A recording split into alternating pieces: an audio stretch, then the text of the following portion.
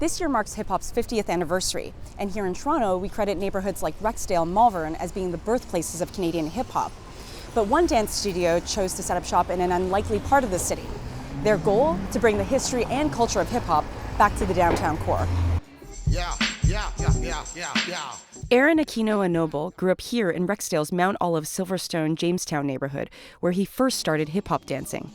This year, with his wife and co-owner Nicole Russov, he opened Run the Flex, a studio in Rosedale Moore Park. From Rexdale to Rosedale, they want to make hip-hop dancing accessible to more Torontonians. I'd want dance to become the next jogging. So a lot of people back in the days used to think that jogging was meant for athletes and Olympians to get ready for competitions and such.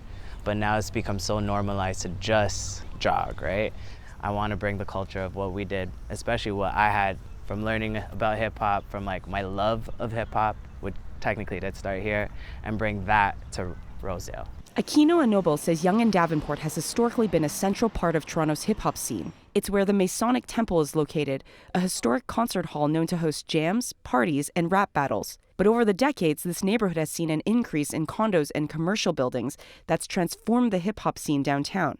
Expert Mark Campbell says that's why hip-hop clubs had to move to Toronto's East End, as well as Pickering, Brampton, and Mississauga. Hip-hop has been pushed out of the city along with many of the working class and middle class racialized groups who are either starting families or trying to find lower rents. I would call the downtown Toronto hip-hop scene sparse and disconnected. A key part of Run the Flex's philosophy is to teach students about the history and creators behind their dance moves.